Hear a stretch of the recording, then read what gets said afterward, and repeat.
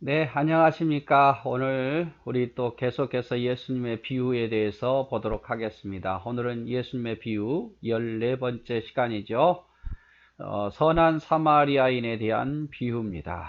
비유는 항상 말씀하지만 사실로 일어났던 이야기가 아니라 언제든지 그냥 생활 속에서 일어날 수 있는 일들을 예수님께서 비유로 말씀하신 거다고 말씀을 드렸어요. 자, 이 말씀은 누가복음 10장 25절에서부터 37절에 있는 말씀입니다. 자, 먼저 우리가 선한 사마리아인을 보기 전에 당시에 서기관이라는 사람들이 있었어요. 서기관. 서기관은 율법을 가르치고 또 율법을 필사하는 일을 하고 율법을 연구하는 일을 하는 사람들을 서기관이라고 말했습니다. 그래서 모세 율법에 대해서 정말 잘 아는 사람들이죠. 율법을 가르치는 교사이자 또 율법을 필사하고 지금처럼 인쇄술이 발전된 것이 아니니까 일일이 손으로 다 필사하고 또 그 율법을 연구하는 일, 이것이 바로 서기관이 하는 일이었습니다. 그리고 바리새인들은 무엇을 하느냐? 율법과 또 부활, 영의 세계를 믿었던 자들이에요. 율법과 영의 세계.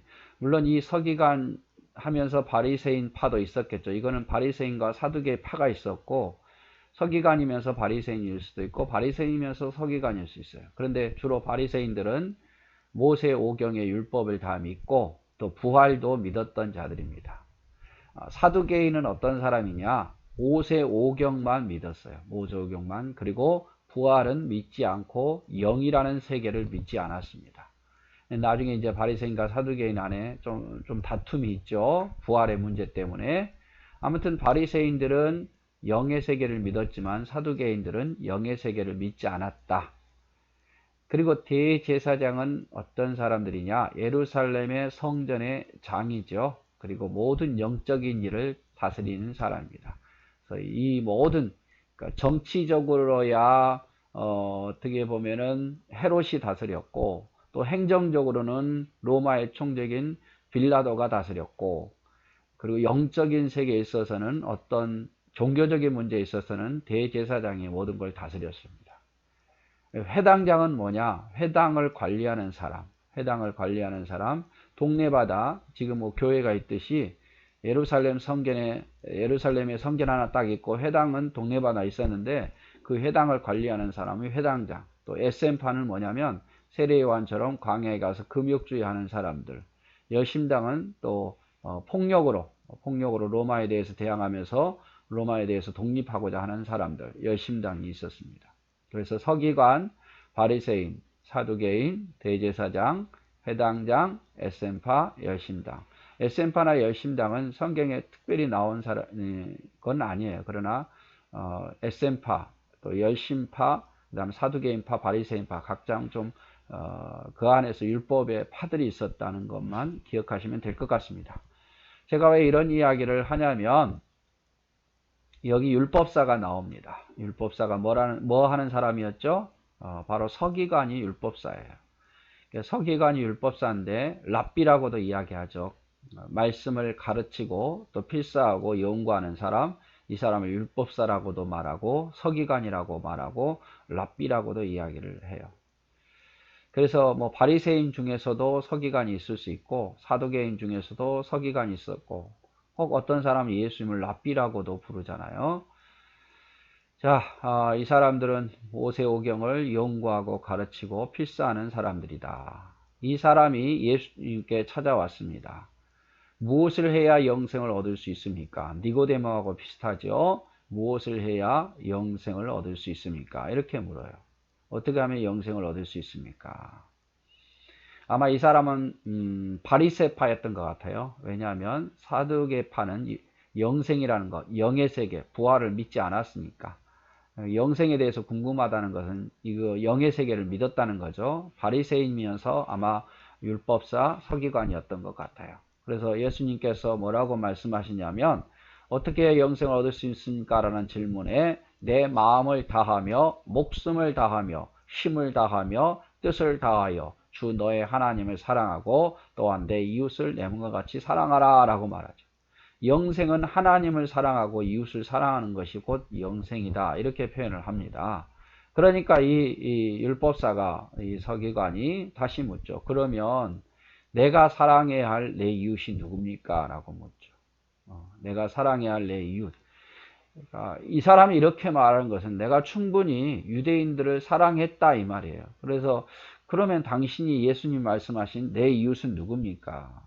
내 이웃은 누굽니까? 그때 예수님께서 이제 비유로 말씀을 하십니다. 비유로 말씀하시면서 자, 어떤 사람이 예루살렘에서 여리고로 떠났다.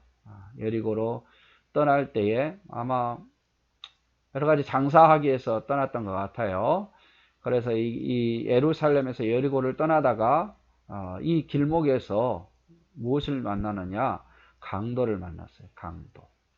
그래서 이 사람이 예루살렘에서 여리고로 가다가 돈도 빼앗기고 또 옷도 빼앗기고 거의 다 죽게 생길 만큼 맞았다 그 말이에요. 모든 걸 다 빼앗기고 거의 죽을 만큼 맞은 그런 상황이었어요. 길가에 그대로 두면 죽을 수도 있는 상황이었습니다. 그런데 또 예루살렘에서 여리고로 가든지 여리고에서 예루살렘 오든지 많은 사람이 그 길을 지나가게 되었는데 그 길을 제사장이 지나갔고 레인이 지나갔습니다. 그런데 문제는 뭐냐? 제사장은 못 본 척했고 레인도 역시 못 본 척했다는 거예요. 물론 나름대로 이유가 있었겠죠. 제사장이나 레인이나 뭐 피를 묻히면 부정해진다. 뭐 이 제사장은 예루살렘에 올라가서 어떤 예식을 행하러 가는지도 모르겠죠. 피를 묻히게 되면 그 예식을 이렇게 참여할 수가 없어요. 그래서 그런 이유였는지 모르겠지만 아무튼 이 제사장과 레인 어떻게 보면 가장 사랑이 많고 또 그것을 실천해야 할 이 제사장과 레인들 유대인이잖아요. 유대인이고 유대인이 유대인을 사랑해야 되겠죠. 그런데 늘 사랑을 말했던 또 긍휼을 베풀어야 된다고 말했던 이 사람들은 이 강도 만난 이 사람을 외면하고 그냥 지나쳐 버린 거죠. 그때에 한 사람이 지나다가 이 강도 만난 아마 이 사람은 유대인인 것 같아요. 이 사람을 구해준 사람이 있습니다.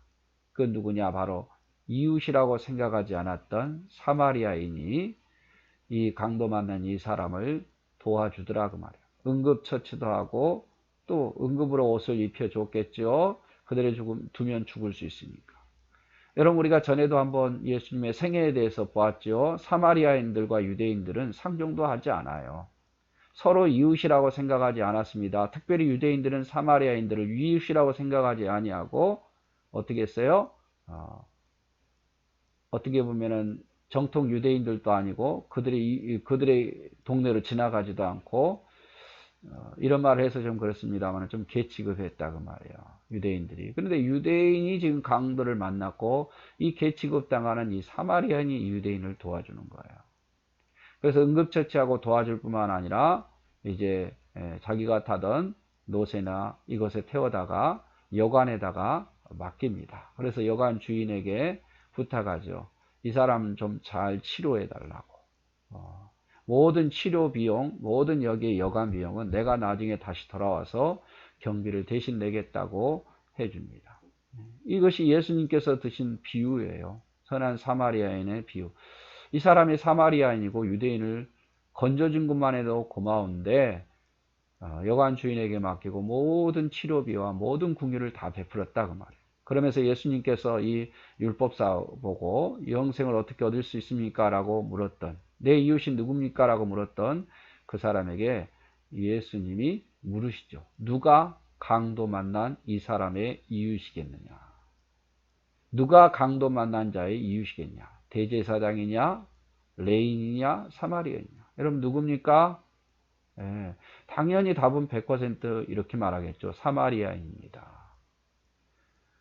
예수님께서 그 사람에게 말해요. 가서 너도 이와 같이 행하라. 너도 이와 같이 행하라. 유대인들은 사마리아인을 이웃으로 여기지 않았습니다. 그런데 이웃으로 여기지 않았던 그 사람이 유대인들을 이렇게 강도 만난 자를 구해준 거예요. 진짜 이웃은 이런 자다 그 말이에요. 율법적으로 뭐 혈육적으로 어쩌고 이게 아니라 정말 이웃은 이렇게 사랑을 베푸는 자가 진짜 이웃이다 그 말이에요. 자, 여러분 우리가 여기서 볼 수 있는 것은 뭐냐? 이 선한 사마리아인은 누구냐? 바로 예수님이에요. 아무것도 할 수 없는 강도 만난 자의 위치가 바로 나예요.